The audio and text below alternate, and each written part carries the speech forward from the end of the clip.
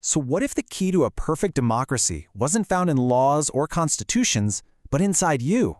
That's the pretty radical argument from a fascinating 1952 book by Harold W. Percival called Democracy as Self-Government. Let's dive into his philosophy.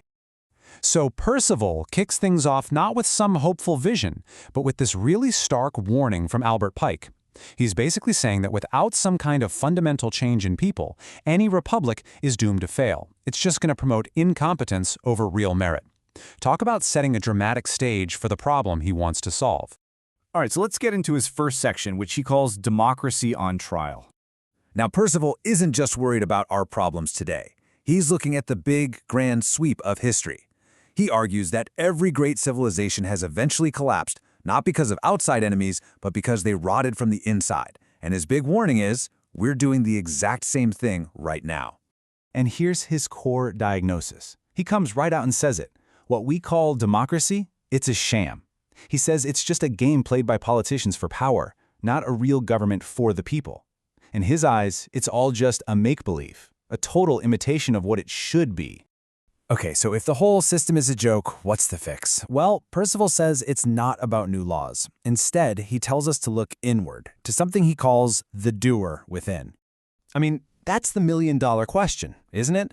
If the system is fundamentally broken, where do you even start? And Percival's answer is pretty out there. He says you have to start by figuring out what a human being really is.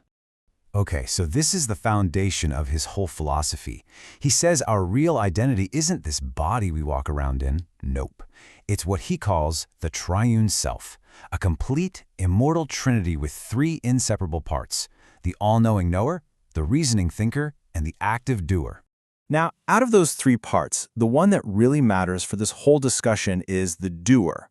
According to Percival, the doer is the piece of your immortal self that's actually living inside your physical body.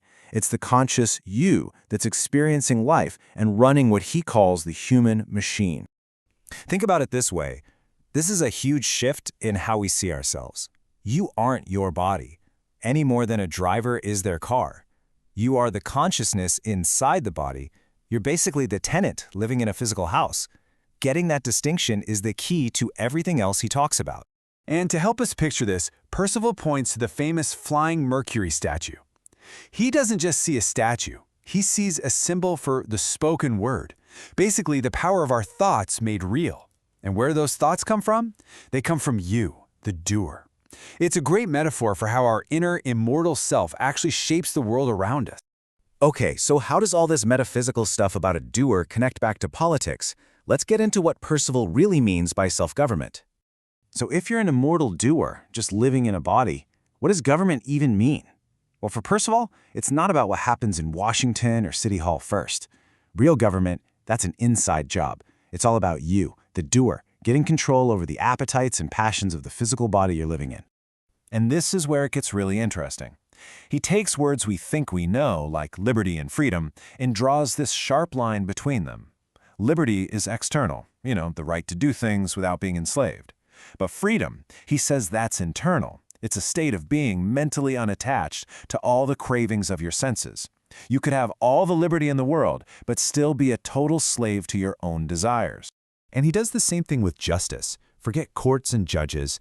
For him, justice is like a law of nature, like gravity. It's the simple, unavoidable consequence of your own thoughts and actions coming right back to you. In his view, you are the source of whatever justice you get, which, of course, leads right into his idea of destiny.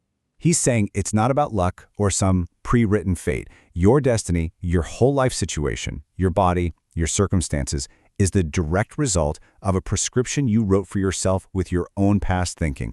All the responsibility is right there, on the individual. All right, hang on, because this next part is where things get even wilder. We're going to tackle the question, what is the soul? And you're probably thinking, okay, what in the world does the soul have to do with democracy? That's the key question, right? This is the bridge that connects all his deep philosophical ideas to the real world of politics. So Percival's definition of the soul is, it's probably not what you're expecting. For him, the soul isn't you. It's not your consciousness, your doer. Instead, it's the breath form, basically an unconscious, indestructible blueprint that your physical body is built around. It's the pattern, not the person.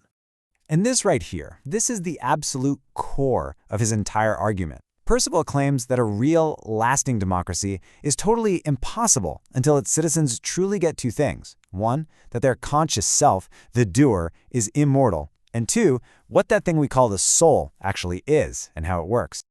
Okay, so let's put all these pieces together. In this final section, we're going to see how we can actually use all this to build a real democracy. And he even takes this whole philosophy and applies it to economics. He totally rejects the old capital versus labor fight.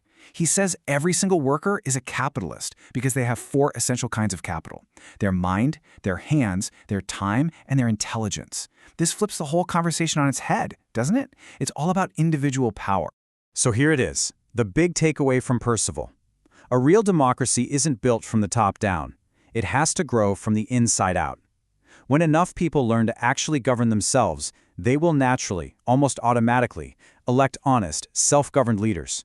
The outside world just becomes a mirror of what's going on inside its citizens. And when you think about it that way, the act of voting becomes something completely different. That ballot is no longer just a piece of paper. It becomes this sacred symbol of your own inner state, a reflection of your personal honor, your honesty, and how well you govern yourself. Which leaves us with this one last, really powerful question to think about. After going through this whole philosophy, you have to ask, what if the greatest, most revolutionary political act you could ever perform is simply to govern yourself?